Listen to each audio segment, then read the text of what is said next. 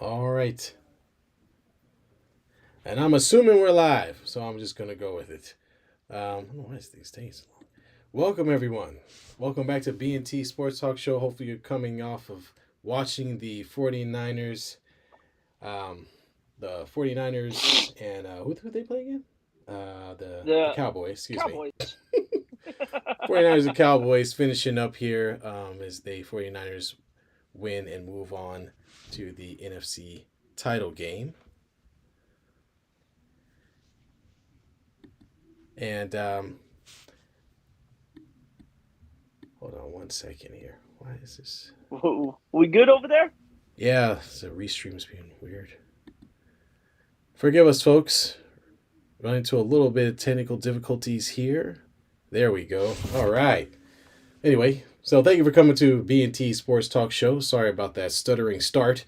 But we appreciate having you. If this is your first time joining us, please like, please subscribe, ring that notification bell. We appreciate it. As I mentioned earlier, we're coming off the heels of the NBA, or excuse me, of the NFL playoffs over the past 2 days. The 49ers just finished up beating up, or not really beating up, but winning against the Yeah. Cowboys in a closer than, in a game that was closer or a lot closer than I thought it would be. Before we jump into the game, B, how you doing, man? Oh, I'm doing good, my man. That was a, I guess you could say it was a good weekend of football. Um, Too many. We're gonna talk about it, but can't complain. You got Yeah, to sit around and watch football all day. Can't complain about that. pretty much. I guess it's how you define good. There were some good games there. I think this was probably the best game of the weekend, really, as far as how close the score was. And I think that's where we're going to start with the 49ers. And I guess I'll start off by saying we talked about this earlier. Why is Dak Prescott so slow? I mean, why did I not know this already, B? I mean, I saw the guy running out of the pocket a few times, and his knees were really high. He wasn't moving very fast. And I did not realize how slow Dak Prescott really is. I was rather surprised.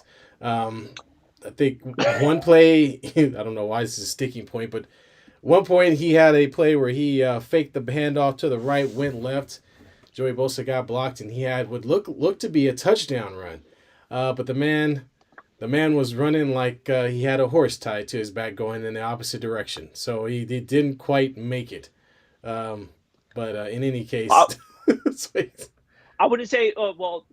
I think it was Nick Bosa. Joey Bosa was I'm watching the sorry. game. Yes, excuse me. Nick Bosa was the one chasing his One of ass. the Boses. The Bosa that Yeah. plays for the Niners. Forgive me. You ever listen to them talk? They're so slow when they talk. Like both Joey and Nick are just very slow to the trigger when it comes to talking. Where are they from? It's Are they weird. SoCal guys? No, I did. They're Wisconsin. They're Ohio State guys. Ohio State. Oh, well, yeah. I don't know why then. I have no I'm idea. not saying people from Ohio are slow. It's just the way he was talking. It's like it just pull up some of his videos and it's like, dude, it's a little quicker with the answer there. He's fast on the field, okay? That's all that matters. Yeah. We're not going to pick him apart too bad. So So, go ahead, V. well, I was going to ask, what you take away from this game here? What was kind of the biggest takeaway for you, watching the Cowboy Niner game today? Well, I think I expected the Niners to be a little bit more dominant, but that didn't happen this time around. I thought the Cowboys did a really, really good job of putting pressure on Brock Purdy and making him uncomfortable. They didn't let the run game go crazy. McCaffrey didn't eat them up as much as he could have. And for the most part, I think the Cowboys defense just really did overall a pretty good job. I think the Niners um, they came out with the game plan that they traditionally have. I mean, they look for plays in the middle of the field, which they were able to get. Kittle had a really good game, was really acting as a security blanket for Brock Purdy throughout the entire game. McCaffrey had a couple plays here and there, but really didn't make a huge dent or impact on the game. And yeah, I just felt like the Niners weren't dominant, and the Cowboys are really an up and down team. And so some games they play really well, other games they don't. I don't think anybody saw this game and was thinking, man, that Dak Prescott, he really did put it to the Niners. That was not the case. He had one or two really good plays. The long pass to CD Lamb, almost a TD Lamb for some reason. CD Lamb, where he snatched it out of the air, falling backwards. That was a great catch. Um, Other than that, most of what he did was dump offs. I mean, he spent most of the game dumping the ball off in the flat for Yeah. 5 yards, and the Cowboys never really got their running game going. So it wasn't really a off show of offense, I don't think, for either side, honestly. Although the Niners fared a little better. So yeah, I guess I was surprised. I thought the 49ers would be a little bit more dominant against the Cowboys. Well, first, let's give a shout out to Rachel. She's in the chat. Thanks for hosting us today to watch the game in your house. She Well, goes I wasn't there. before What are I you get talking into about? my point. I know, I'm sorry, man. She didn't send the invite to I'm you. just I'm joking. sorry. I'm just joking. She says, "How about them boys? Psych." I'm not gonna go with the whole psych kind of thing. Um, Both defenses, as Rachel mentioned, came out and played Yeah, today. yeah, The absolutely. Niners, the Niners really thrive on yak yards after catch here, and there was zero of that happening today. These dudes were flying around the ball, and guys were getting hit. Yeah, This was a very physical game here, and you got to really credit Dallas's defense for bottling up the Niners' offense there. They did not allow, like you said, McCaffrey or Mitchell to get loose in the run game there. And also, Brock Purdy, who saw multiple blitzes, I think he was expecting here. And the Cowboys kind of sent a message with getting him on his butt early and often there. The Niners weren't really in a lot of short third downs. It was like 3rd and 6, 3rd and 7. yeah. Nothing really too manageable there. And so I actually really enjoyed this defensive battle here. I was expecting it to be a close game, but I wasn't expecting it to be this close here. Dallas has no confidence in their kicker, who yet again Missed a point misses an after. extra Yeah, point or it was when it blocked. was going to In be. fairness, it was Well, blocked. when you look at the way the ball was Yeah, it projecting, wasn't going it was in. hooking hard left. Yeah, it wasn't He going in. wasn't making it It regardless, so was. he's better off that it got blocked. Because had Jerry Jones seen that ball not even come close to the upright, you'd have seen a kicker switch Hey, can we talk? midway Can through we that. talk about that for a second? How does a kicker who's missed 4 point afters still have a job? Well, who are you going to sign at this? You can't add to your. I don't know if you can add to your roster this Yeah, late I in the guess. I guess. during the I postseason. guess so, man. I would have been searching the MLS or some crap. I would have been Major League Soccer. I'd have been everywhere. Trying to pull somebody out. I would have called Sebastian Janikowski. He's still out there. You know. Hey man, that dude can still kick field goals, Yeah, I but mean, geez, that was horrible. But in fairness, he came back and made a couple field goals for Dallas, so I won't beat him he up did. too bad. Here's where the game was really interesting. And before we get into that, Rachel wants to know: are you growing your hair out? Oh, well, yes, Rachel. I know I need a haircut. I get it. It's Saito cold. Damn it! I don't know what you want me to say. It's cold out here. Jerry Jones is going to order the kicker to garbage collection duty at the stadium. I mean, he was kicking like garbage. Let's just put it like that there. But here's a couple of things that I want to bring up that was a little interesting to say the least. In the first half, during the end of the half, the Niners had the ball with about 2 minutes left, and were very methodical with wanting to score a touchdown. Mm-hmm. They ended up settling for a field goal, but you saw a lot of time get wasted off the clock there. Brock Purdy had a rookie moment and threw the ball and almost cost him that first half. Niners would have never had a field goal had he not thrown the ball. If he waited an extra second, the Niners aren't Yeah, getting that field goal. yeah. That's the I don't know difference in what the they game. were doing. By the way, that seemed really silly. And then, just by the grace of the referees paying attention, they get that 1 second to get the field goal off. So I don't know what Exactly. that was about. So Dallas, on the other hand, with the game on the line, instead of calling a timeout to have the 2 minute warning as your backup cushion, they allow the clock to run down to the 2 minute Yeah, warning and then have to use all three timeouts. So there was a lot of questionable, like, what are you doing moments with the clock here. But I mean, it worked out for the Niners. They get a field goal, so they go into the halftime leading. I think they were up 3 at that point, and they never looked back after that. But Dallas, on the other hand, just well, I man, mean, you want to talk about what are you doing? I mean, let's talk about the fact that Dak throws two interceptions in the I believe they both in the first half. I think they both were in the first half, if I'm not Yeah, they mistaken. were. They were. And they both were bad. I mean we're talking errant throw. The first one, the guy just walks right up under it, jumps near and picks it off. The second one bounces off of two 49ers, never even gets close to, the Cowboy player's there. But he's so I well think it was CD Lamb that was there. it was CeeDee. He was so well I think it covered was. that the first guy misses the interception opportunity, and it bounces into the next Niner behind him. I Yeah. just think I'm not trying to bash Prescott. I'm really not, but Why and not? Why a not? lot of it has to do with the 49ers defense. But some of his throws and it really just seemed like he was not prepared to throw the ball more than 10 yards. That's how it came across to me.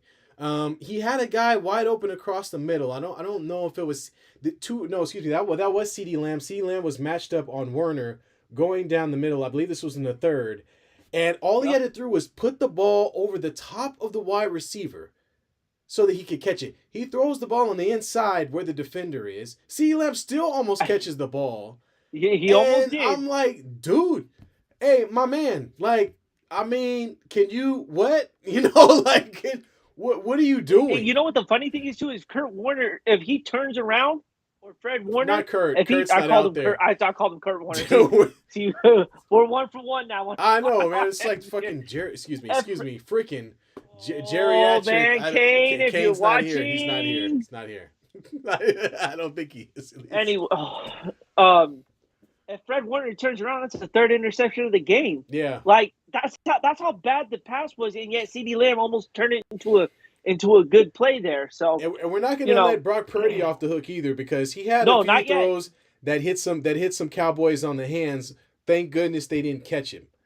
There was one that was in the end zone where basically it was a jump ball. I'm not sure who it was for. And the other was an errant throw that went right into was tipped and went right into the hands of a safety who, again, could not catch. So, yeah, there were some opportunities missed on both sides of the ball in this Yes, game.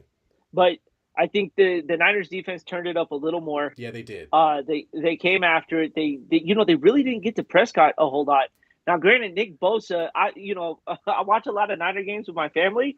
That dude gets held a lot. Yeah, What are you gonna do? He's damn near getting to the quarterback every single time. yeah. So, unfortunately, offenses are gonna have to hold him. So, but the rest of the defense turned up. But their secondary, boy, that needs some work there. They're allowing too many plays over the top there, and they're about to run into a really good quarterback when we talk about it, who's going to find open receivers, coming up next week here. So that's got to get addressed real quickly here. Otherwise, you're going to find yourselves getting beaten more ways than one here. So Yeah, and I'm gonna. kudos.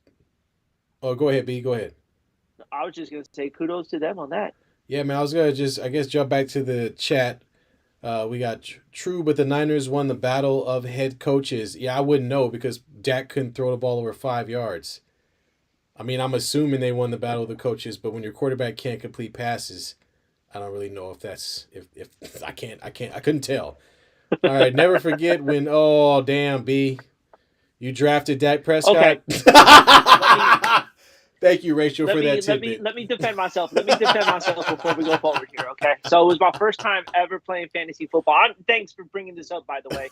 This is my first time ever playing fantasy football. Sometimes I feel like I got roped into it, right? So I Yeah, had no idea what the hell I was doing. yeah. But Dak Prescott was the number one quarterback at the time Okay, to gotcha. take. So I fall upon the number one overall draft pick, right? I can't even remember who was supposed to go number one. I said Dak Prescott.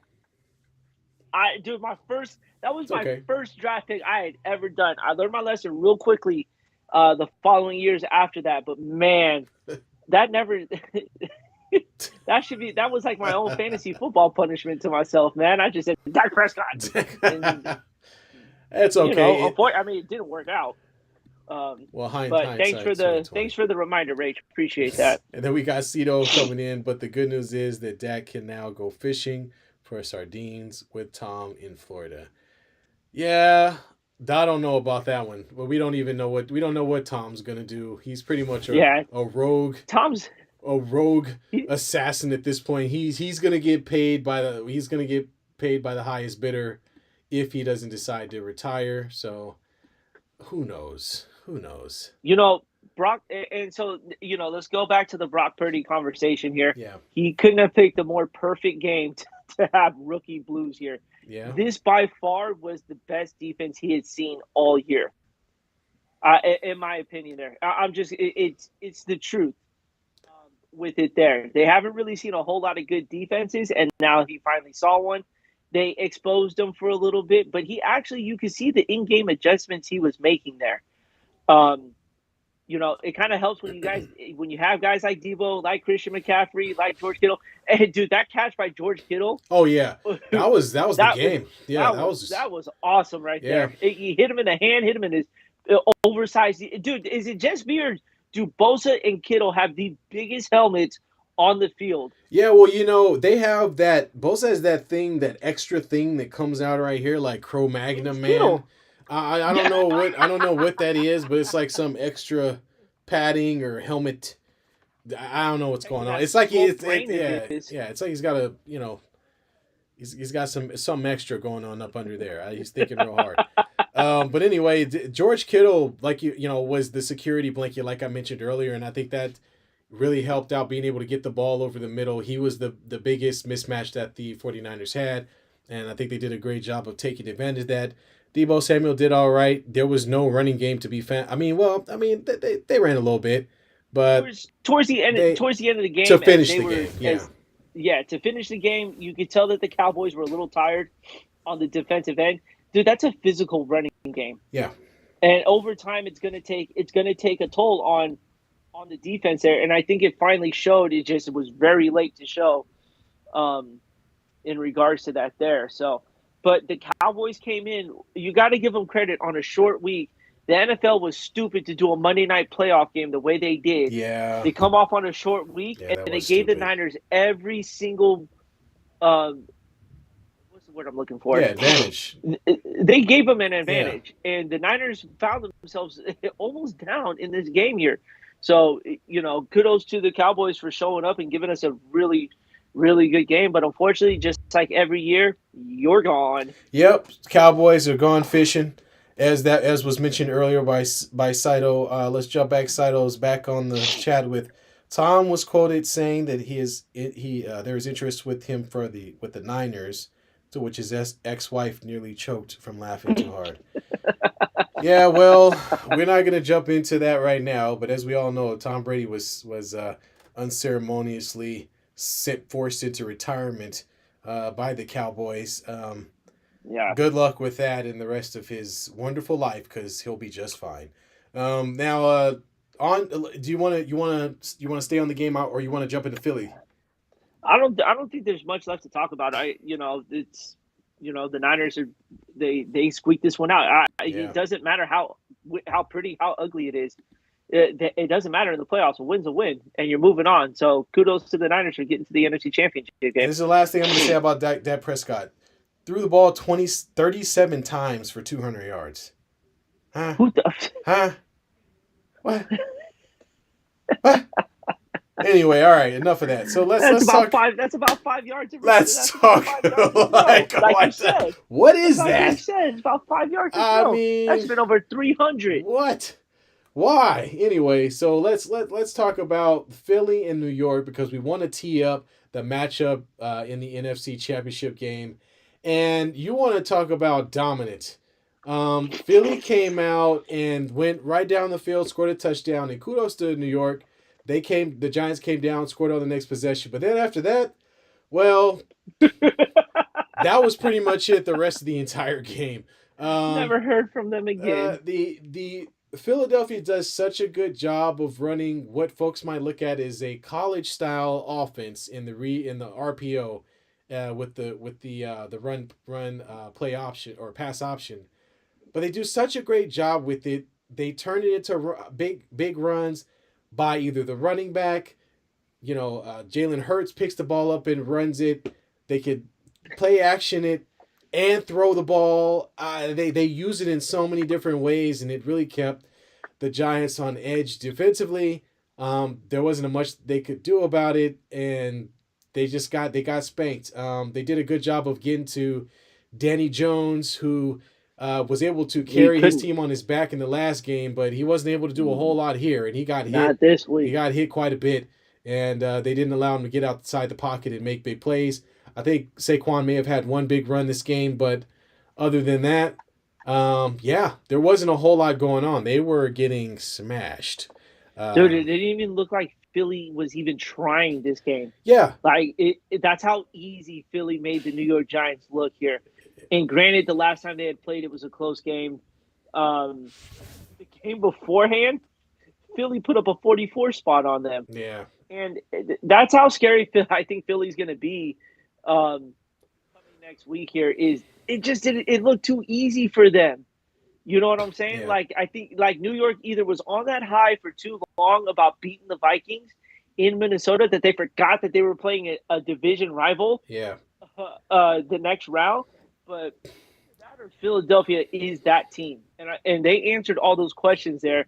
And now we get the matchup of arguably the two best teams in the NFC here. In the NFL, Um, I would say in the NFL. I think In there's a my opinion, I think there's a team debating. We'll talk about that because honestly, I think there's a team who's making a really big case for that. They play today, but these are the two best teams in the NFC. Obviously, with the 1 and 2 seed. yeah. But let's go ahead and talk about that game since it is the first one in the championship games. We have the Niners and the Eagles in Pennsylvania, Philadelphia, Sunday afternoon. What are you looking for in this matchup, T? So I think we learned a lot from the Cowboys game, and as I mentioned earlier, Dak Prescott is like the Payless version of what Jalen Hurts is. Meaning, when I say that, I mean the speed when running, athleticism, escapability, and then the capability of throwing the ball accurately, which Dak Prescott didn't do a Yes. whole lot of throughout this game. So the Niners really need to be concerned about not letting any plays happen over the top. I think that's a huge concern for them. It was in this game. They let I mean Lamb was the only highlight. He got over 100 yards receiving, even though his quarterback only threw for 200 yards. So you know the Niners have to find a way to contain Hurts and try to one keep him in the pocket, find a way to limit big plays and and also I guess try to find a way to keep them from picking up a lot of yardage on the ground because Yeah. the quarterback Miles Sanders is a yeah, beast the too. Sanders and Hurts have the capability of breaking for big plays. Although Hurts isn't necessarily breaking for touchdowns, he'll kill you with a lot of 5 yard, 6 yard, 7 yard runs on third downs for first downs. And the Niners are definitely susceptible to that, especially after watching this game where Dak had no running capability, but there were lanes for him to run through. So yeah, I think that's the biggest concern. They gotta make their defense is already very good, so there's no questioning that. They have to play better against a lot of the misdirection that we'll see from Philly, and they got to make sure that they do not fall behind, um, Yeah. and that's going to fall on their defense. As long as they don't fall behind, their defense will keep them in a game. Their offense can, keep them alive or score just enough points for them to win. I'm all they can definitely that can definitely happen in this game. What they cannot do is get behind 14-0 or 21-3 or 21-7. The 49ers are not the type of team to play uphill like that because most of their game, a lot of what they do is with the run game and chewing up clock and really putting pressure on the other team with their defense. So those are my points for the NFC Championship matchup. Yep. And let's welcome KP to the chat. Good to see you back KP, here. what's up? Another week, KP. KP chimes in. The only thing that can slow the Eagles down, maybe a crazy weather delay. Looks good right now for Philly. And, dude, they are. That was just a clinic without it even having to be a clinic there. I Yeah, think for me to watch and granted Dak Prescott had a lot of time to throw and just couldn't hit water if you fell out of a boat having to throw it 30 times. yeah, That secondary going against are two really really good receivers hmm and Devonte Smith and AJ AJ Brown. Brown. Yep. The Niners are going to have their hands full. You see what Metcalf has done to the Niners DBs, and AJ Brown is no different from that. Um, their defense is only going to be able to contain that Eagles offense for so long before I think Philly gets that break. And Philly's got a great defense too. Yeah. Don't put that aside to them. The Niners are about to face probably the two best defenses in the NFC outside of them back to back weeks here. So he got a lot of learning to do. He had a lot of learning lessons today in this game. He was at home, but this is only his second game on the road, and it is coming in a very, very big moment Yeah. against Philly to take your team to the Super Bowl. You're gonna have to kind of pick up your defense here. They can only hold a powerful offense for so long.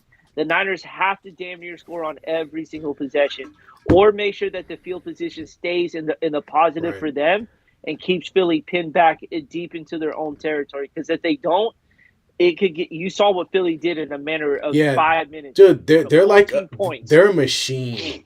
It's a Oh my machine. God. The guy you could count on your hand the clock that's in Jalen Hurts' mind when he goes back to throw, and Yep. at once that time runs out, he either has thrown the ball or has made a decision to run, and I think that's Yeah. what makes them scary is because the guy that's back there is surgical and mechanical with the way that he's playing football. He's not back there like Josh Allen was. We'll talk about that later, shuffling his feet and bouncing around all over the place. The guy is back there looking for what's available. If it's not there, he makes that decision quickly and gets out of harm's way. That's why they don't turn the ball over. They don't have a lot of negative plays. Is because he's not second guessing. He's making the choice and he's getting it done. So like you said, and I'm glad you brought that up, B, because that was going to be my question: is do you feel like the Niners, like, is this going to be a game where they have to put up 27, 30 points? They're gonna have to. The defense is. I'm not. The defense is still there, but they've been a little suspect for the last month of the season here. They've held their opponents, but they've given up a lot of big plays recently here. Mm-hmm. And if Dallas had a quarterback who was going to hit an open receiver, there would have been more big plays in tonight's game here. So something's going to give in this game here, and I think the Niners defense is just going to be. They're going to be able to hold the wall for so long, but the Niners offense has got to put up at least near 30 spot in order to win this game here. There you go. And Chad, give us your Yep. thoughts about the game, Niners, Philly, who you got, how you feeling. Do you feel like Philly's gonna win? Do you feel like the Niners are gonna win? We want to hear what you guys have to say. Oh, Um, we need your oh prediction, yeah, sir. well my prediction, I made it a couple of weeks ago. I said Philly would come out and play in the Super Bowl, so I'm gonna pick Philly. We'll stick Yeah. with them. I think Philly has been the best team all season. And that doesn't necessarily give them the right to, just push to the front of the pack. But the game today kind of showed that there are a few chinks in the armor. Yeah. So I don't think I don't think the Niners will be able to put up the offensive output. If this ends up being more of a high scoring game, I think Philly's defensive front has enough to get to the quarterback, which was kind of an issue today with Brock Purdy. And I think some of the, as you mentioned, the rookie, him going through this as a rookie and trying to learn, it's going to be difficult and mistakes will be made. The difference being is that Philly is one of those teams who will capitalize on it a little bit quicker than what the Cowboys could do. So yeah, I've got Philly for that reason. I think that their offense is pretty potent, and they have a triple threat offense. They run a lot of misdirection, and they really make you pick your poison. But you Yeah. want to try to stop our run, great. We'll beat you over the top. You want to try to keep us from getting deep plays, great, cool. We'll kill you with the run. They really are a multifaceted offense, and so it's not as easy to shut them down. I would say the Phillies offense is a little mirrored to what the Niners do. The only difference is they have a legit mobile quarterback Right. in there. But I think in order for the Niners to win this, they got to get that ground game going quickly. Yeah. Like they've got to establish the line of scrimmage quickly here. You saw it here. when they were unable to do that. Brock Purdy had to throw a little more than he probably really wanted to. Right. But I think the Niners are going to have to start the game strong with the running game. If they can get that established, this opens up the passing game. It's the Niners. It's the Niners' mo. The running game comes first. When that gets going, that playbook can really start opening up. So if the Niners do that, they gives them a shot. But I unfortunately have Philadelphia winning this game on Sunday here, due to they have been the best team. They've got the MVP on their team in Jalen Hurts. You can't. There's been nothing really stopping Philly outside of Jalen Hurts going out for 3 games. That was the only difference in the Philadelphia Eagles season. Right. Other than that, they probably only lose 1 game this year. Yeah. That's how dominant they were, and they just like the Niners. They are a really good team at home. That fan base is Yeah. Rabbit. ridiculous. Yep. Same fan base that booed Santa Claus. Everybody That's right. Same one booed Santa that Claus. last time. Remember last time they won the Super Bowl, they were in the streets eating horse crap. Let's not forget. Yeah, let's not forget that. And if people don't remember that, that's why Google and Google it. YouTube are there for Google our it. Google for it. our pleasures. Exactly. I don't know if that was a pleasure to watch, but Google it. No, So let's move to the AFC and let's talk about the games today, which were a little bit surprising. We'll start with KC and the Jags, which I picked KC. I think you picked KC as well. Although you did mention that there is a possibility of an upset, and there certainly were some opportunities, especially when Patrick Mahomes went down with what looked to be an injury that he would not come back on the field for. The 2 passes after he hurt his ankle, he couldn't even throw the ball.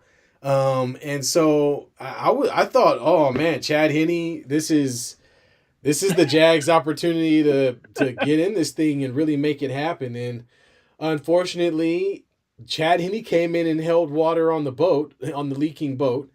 And the KC defense, kind of showed up a little bit and really yes, got they some did. pressure going and made some plays. Lawrence he played really well, I think, for a young quarterback. Had a great touchdown throw. I believe it was it his running back in the corner of the end zone there, where he kind of lofted it Yeah, over the top of the DB. But he had some rough throws. One of them leading to kind of really the end of the game, honestly, with a one-handed pick late in the game. And Mahomes came back. So did Patrick Mahomes thing? yeah, I got to give him props. He obviously was hurt. That did not look comfortable. What happened, and he did come back and finish out the game. I just think it was a great opportunity for the Jags to experience the playoff football, but they just were not ready. But the game was still close. So kudos to the Jags for not only finding a way in the playoffs, but making a game of it. Um, Yeah, they took it to the Chiefs here, and yeah, that's nothing to the Jags. You can say the weather was a thing. The Jags played a really good game. yeah, they did. Let's give it credit. Trevor Lawrence, had those iffy moments there as we've seen the young quarterbacks in this in these playoffs have, but he kept the team in it there. And kudos to the Jags defense for only allowing.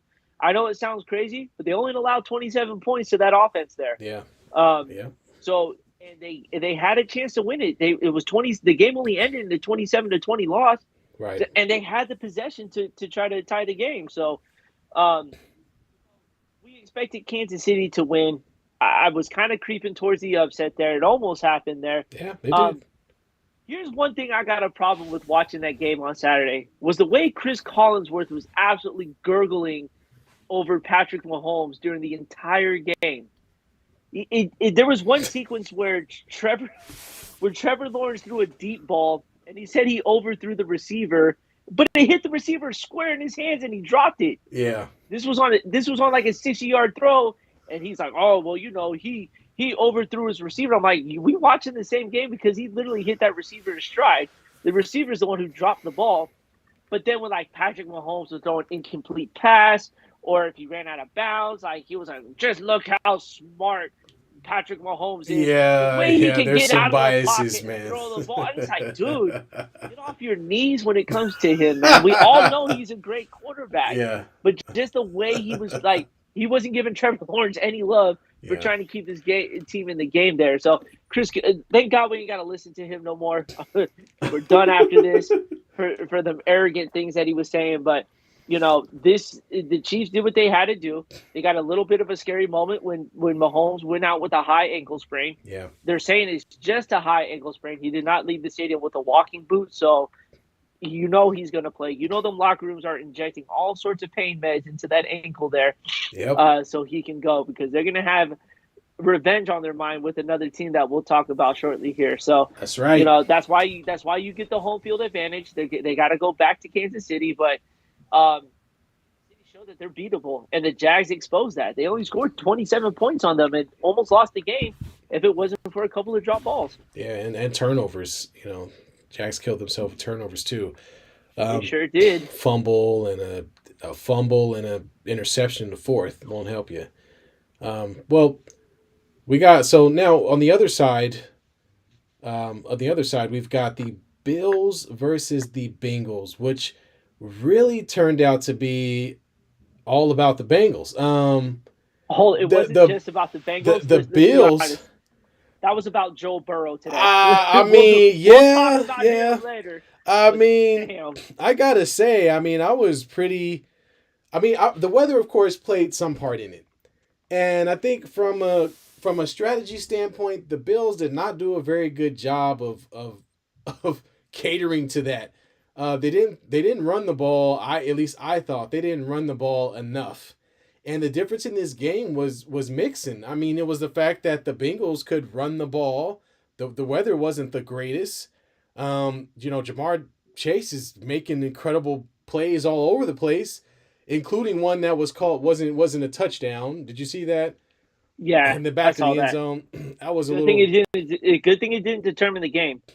Thank God. Yeah, yeah, right, exactly. But I was just surprised by how Allen played. I felt like he looked really skittish in the pocket, and I think they did a good job the Bengals did a great job of putting pressure on him.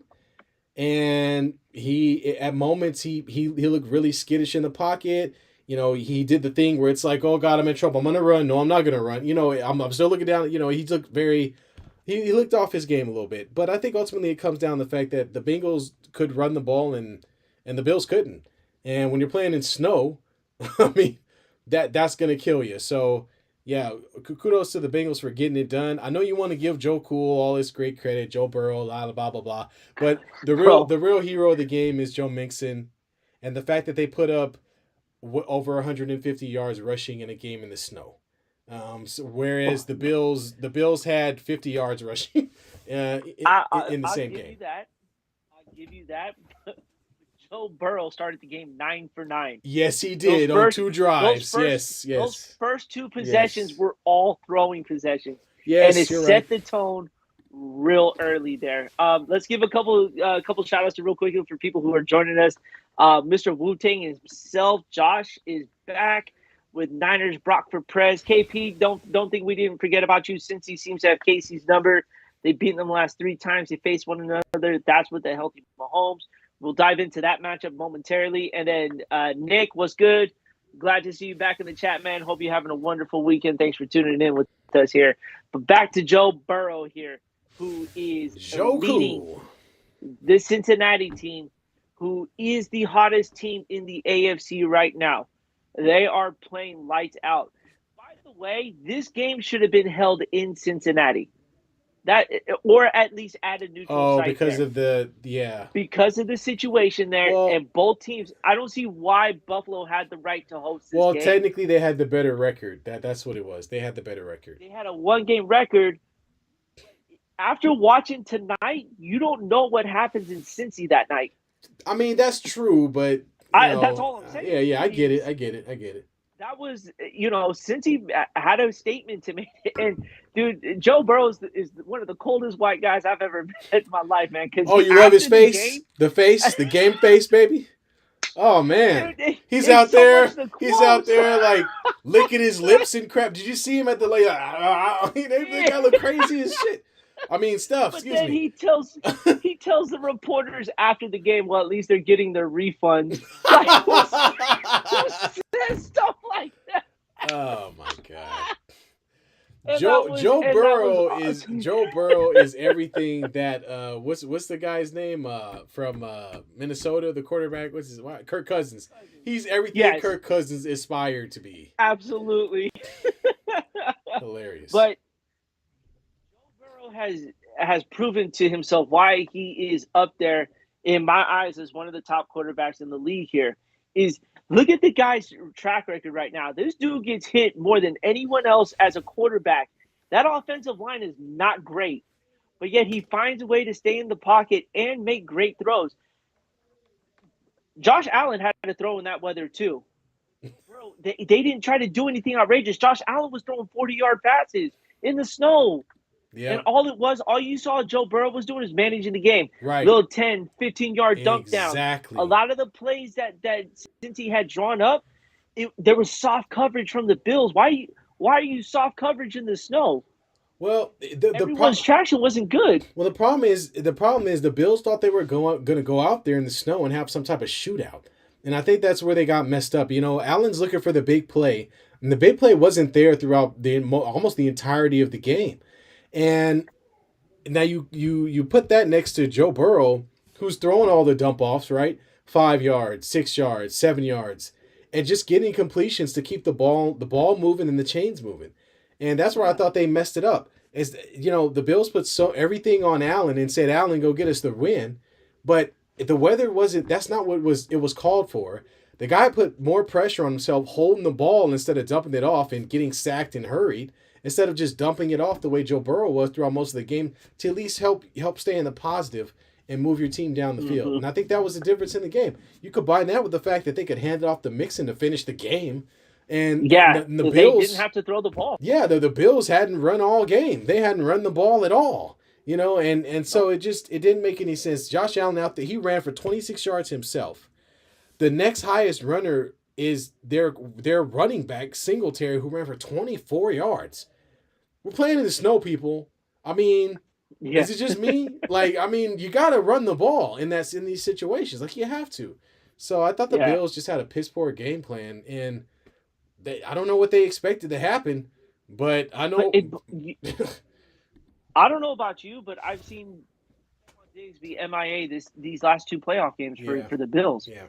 He didn't get a whole lot of touches, and you can see the frustration from Stephon Diggs on the sidelines yelling at Josh Allen, going, "You forget about me, Yeah, but top five wide receiver on your team." the problem is he didn't forget about you. It's just one, nobody is backing off of Diggs because hell, he's the best wide receiver on their team. That's number one. Number two, if all we got to do is wait around for Josh Allen to throw the ball 15 to 20 yards down the field, then that's easy work. They don't have to, and that's how they played. I mean, there was Yeah, no threat from their run game. Josh Allen's looking down the field trying to make 10, 15-yard plays and stays in the pocket for 10 seconds just so he can get sacked and knocked to the ground, fumble the ball over everywhere. I mean, he did have one bad interception, but he was playing like someone who had too much pressure on him. That's what I got from it. And he was playing yeah, like a quarterback who was trying to do everything himself, and it just wasn't working. And I felt like his coaching staff could have done a better job with running plays where they, ran the ball, or maybe it was in his brain where he just didn't want to dump the ball off, but take some of those little rinky dink 5 yard passes and live to play another down. And it just felt like they were trying to get it all in one shot because of the pressure that the Bengals put on them by going up 14-0. yeah. They went up 14-0 in the blink of an eye there, and that was quick. Right. Um, so that leads us into the AFC Championship game, a rematch Woo! of last year, literally in the same place too. The Bengals going to Kansas City to try to pull off another upset. And I'm going to start off with you, T. What is your thoughts going into this game here? It's got to be fast. It's got to be quick. That's how the Chiefs have to play in order to win this game. They have to be They have to be from the jump. They can't come into the game waiting around. They have to come into the game looking to attack the Bengals defense immediately. And that's something that they traditionally do anyway. But this is one of those games where they can't get cute. This is one of those games where you have to find the open guy and take what's given to you. And I think the Chiefs have to really, really have their offense cranking at all cylinders and score points early. And so I think that's the key. And the reason I say that is because the Bengals have something that well, I won't say that the Chiefs running game has been getting better and better as they progress through the season. Pacheco had a pretty darn Yeah, good game today, and I think he can yesterday, sir. yesterday, excuse me, and I think he can Yeah. continue to have play well against the Bengals. So I'm just looking for them again. I want this to be a high scoring affair as it traditionally is, and I really think this will be less about defense and more about the front five for both of these ball clubs and who can put up the most points. I think the Chiefs do a great job of being able to get to with Clark and with Chris Jones. They do a great job of being able to get to the quarterback. Um, I thought Joe Burrow did a great job today of not getting him putting himself in harm's way by getting rid of the ball and dumping the ball off. That coupled with a good Hmm. running game kept him clean for most of the game. And I think they're going to follow that same thing. But the Chiefs got to get pressure on the defensive end, and on the offensive end, play fast, do your thing. And Yeah. and I hope that's what I don't want to. If we start seeing a lot of Mahomes trying to do sideways arm passes and jump passes, they're probably not having a great game. It's got to click.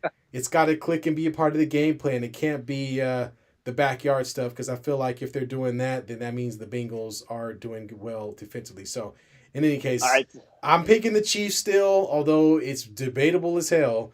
I'm still picking the Chiefs, but honestly, it could go either way. The Bengals have every right. The Bengals beat them last year, and they just had a very dominant, showing against the number two seed against the Bills. So, what you got, B? I am looking for the Chiefs defense the first two possessions against the Bengals Yeah, because just like in last year's in championship game, the Bengals got to the Chiefs early. yeah, They scored. I think it was what they were up 24-0 at one point in that game there, and the Chiefs almost came back and yeah. They won. did. Yeah, The Bengals ended up winning on a field goal, but it, that offense for the Bengals right now is pretty dangerous right now. Like you said, Joe Mixon is running well. yeah. Can't run better at a perfect time. Jamar Chase, who's their tight end? And They Hutley, they they I think it was got they got a starts couple. with the H. They've Yeah, got a couple tight. They've got a Hurst. couple weapons there. Yeah. Hurst, there it is. Hurst.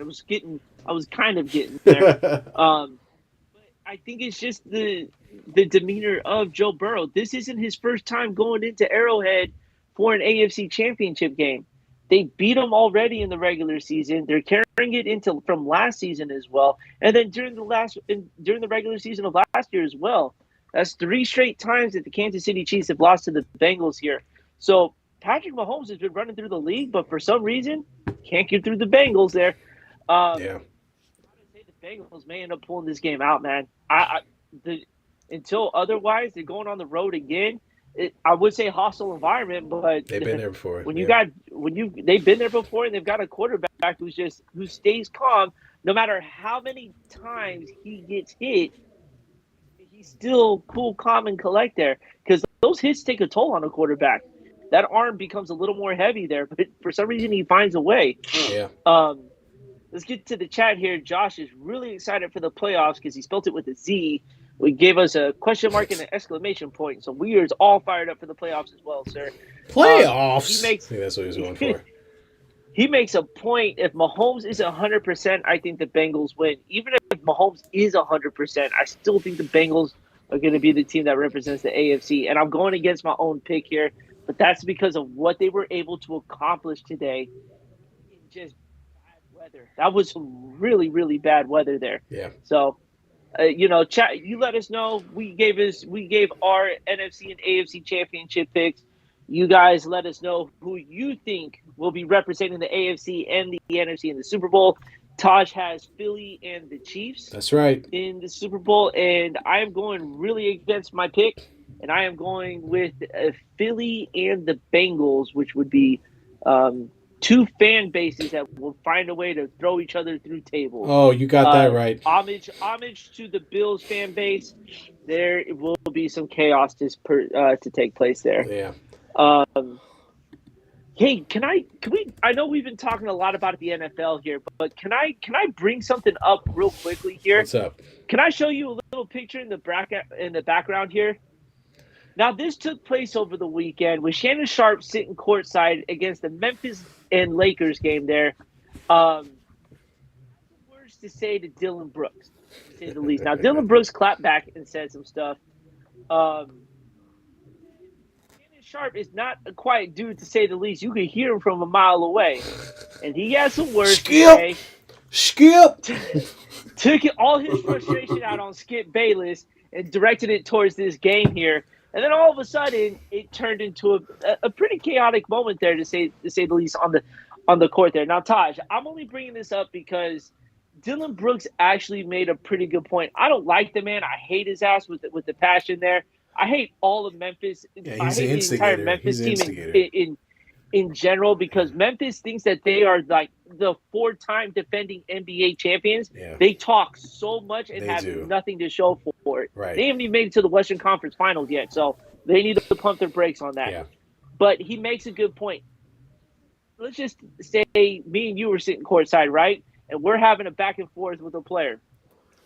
What happens? Oh, we're gonna get kicked. Remember that time the LeBron got that one fan kicked out of the stadium? I mean, it's happened before. Russell Westbrook as well.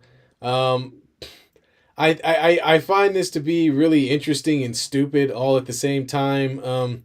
Shannon Sharp, he's known for talking, and the fact that Dylan Brooks wants to have a conversation with Shannon Sharp is kind of funny. Shannon Sharp could probably bench press all of Dylan Brooks, so it's not really a fight. I mean, nobody's actually gonna fight. This is all just everybody's just selling wolf tickets, and the fact that Steven Adams uncrimps his hair, takes my down the God. hair, as though it was about to go down. I think it's hilarious. Let's be honest, folks. NBA players, they don't fight. Come on, guys. No. Um, And there's only dude, all there's the fighting was in the 80s and the 90s, and yes, it stopped after 80s, that. 90s, and the Malice at the Palace. That's it. That's all the fighting in the NBA. So yeah, no, I agree with you, B. I think if you're a regular fan, you're gonna get kicked. Nobody starts a fight with Steph Curry and goes, "Steph Curry, you're a piece of shit," and then he comes over and says something to him, and they get an altercation. That fan probably is gonna get ran.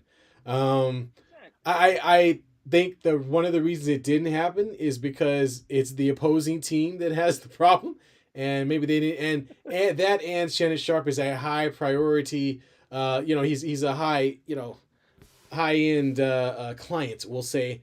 And the Lakers is all about stars, so we love to have our stars. And there is no way we're gonna do like the Knicks did, and start kicking Yeah, people out of their you know, stadium for no you reason. you bring a Oakley. Was it Oakley It that was got kicked Oakley, out of the yeah. next game? Charles Oakley got kicked out of the Knicks game for being a little too loud. We can allow Shannon Sharp to stop the game because of his actions, and he even had words with John Morant's dad, Yeah, I'm Usher like, Jr. yeah, for what? Like it And was Shannon so Sharp it was wanted so all that stupid, smoke, man. man. He was about to fight the entire organization of I the Memphis I'm telling you, Grizzlies, he man. need to get off that show. It's making him edgy, man.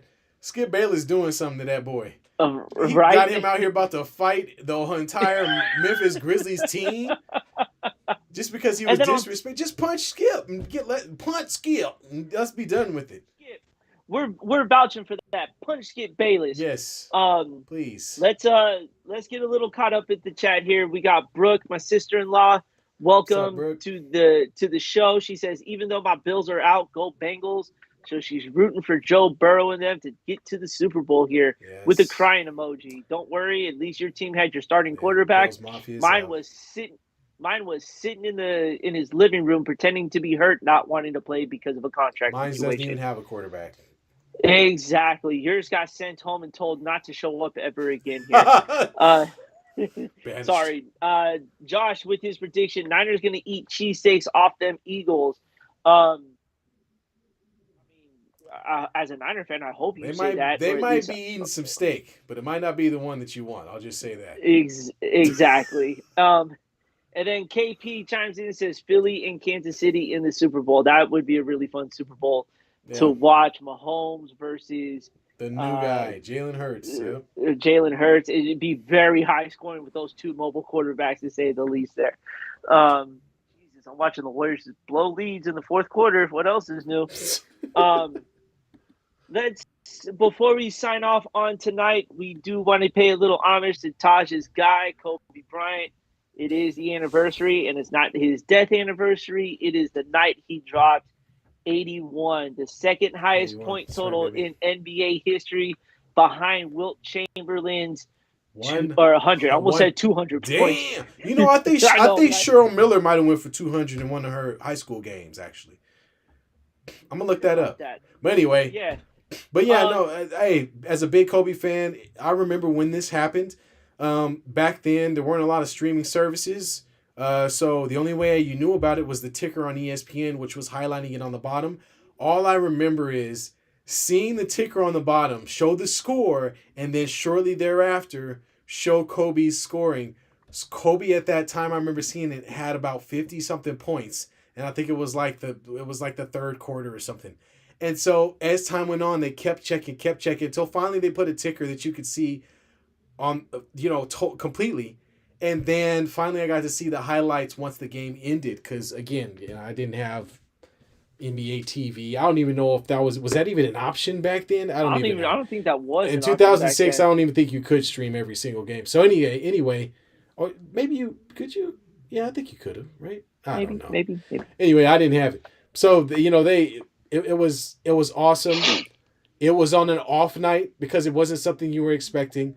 And on top of that, it was against the Raptors who the Raptors were beating the Lakers, the Lakers, my team, the entire time. And so every one of those 81 points was needed to win that game. And I'll point out that a few games earlier, Kobe had went for 60, 62 and 61 or 62, I think 61 in three quarters against the Mavericks, outscoring their entire team by himself. So these were the Kobe number 8 years, folks. This is when the man was a complete monster, but had little support around him. So Celebrating in he was Colorado. doing some crazy stuff. Watch yourself, sir. Watch yourself. Sorry. I think about Dave Absolved, Chappelle when he my says friend. Kobe. Absolved. Innocent. Thank you. Let's go over the stat line for Kobe Bryant that day. Obviously, the 81 points is the number. 28 of 46 from the field, on top of 18 and 20 from the free throw line. The man shot 66 times to score 81 points. Whoa, whoa, whoa. Hold on. The man shot more than 50%. All right? He shot over 50%. He shot 66 times to Hey, drop. look. No. Hold on, B. I don't know where you're getting your stats from. I'm looking at it right now. Points. He was 18 to 20 from the free throw line. Okay? And then he was. He was 28 for 46. So he shot 66 times. Yeah, whatever, man. That's still. What are you talking about? No, he was 28 for 4. Field goal attempts was 46, B. He made 20, he made 28, unless I'm reading this wrong. Free throw line. He went to the free throw line 20 Yeah, he times. did. He did. You're right. He went to the free throw line. You're right. But That's what I'm overall, saying. but let's look at the percentages, folks. This is why this is the greatest performance ever known to man, and I don't care what anybody else has to say. Not only did he score 81 points, he shot 60% from the field, he shot 53% from three, and shot 90% from the free throw line. You will not find another game like that. I'm sorry, it's just not going to happen. It won't No, happen. It's not going to happen. we're paying homage to it. Like we're definitely paying That's homage right. to Kobe dropping 81 because it's So don't you in forget it. light of you talking smack about Donovan Mitchell's 71. All right. The fact that you mentioned that, you disrespected Devin Booker's 71 as well, all because it was not done in four quarters. That's all. Yeah, well, I mean, I just want to Because of point that out there. first, it's not just that. Those guys will never be on there anyway. I mean, I'm not trying to be rude, but Donovan Mitchell is, unless something crazy happens over the next 3 4 years, is not going to be at the same level as some of the other Hall of Famers that are on that list. Booger. I don't know. Devin Booker either. Neither one of them. Warriors just lost at home They once again. lost. Yeah, they just lost 120 to 116. Oh man, my Lakers are making a comeback on the Portland Trailblazers, 92-97. Seth Uh, Curry beats his brother Steph Curry. did Um, Steph play? Steph played? Yeah, yeah, he played. Steph and Seth played. It wasn't a Kyrie. It wasn't Kyrie, was it? Kyrie got him. It had to be Kyrie. No, not really. I don't think it was Kyrie. But it's always nice watching Kyrie versus Steph Curry. Yeah, I think through all the matchups that get lost in this generation of basketball, I think when you look at it from a point guard standpoint, Steph and Kyrie have always given us a show yeah. when they've gotten together here. So I'll have to go back and watch the highlights. But I think that's going to wrap it up for us today. Yep. I want to give shout outs to everyone who tuned in today. Thank you so much. Thank you to Rachel, Saito, KP, Joshua, Brooke. Nick, Brooke, all jumping into the chat, dropping some comments in there. So we do appreciate you guys always for tuning in. And man, are you? Let me ask you this: you excited for Championship Sunday? Oh yeah, man, because I'm very excited about who will be in the Super Bowl because obviously it's going to be a new winner, right?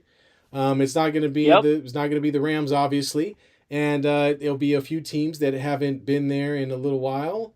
In the Philadelphia Eagles and the 49ers have an Well, opportunity. The Eagles aren't too far Well, removed from. 2017. They won in 2017, so you're right.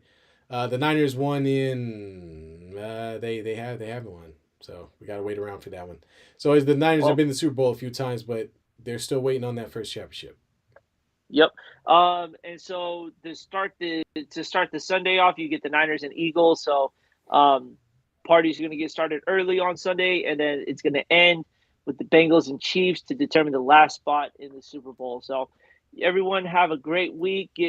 Enjoy it. It's always a blessing to be a part of it. And then we got some real good football here to lead up to the Super Bowl in 3 weeks here. So looking forward to it here too.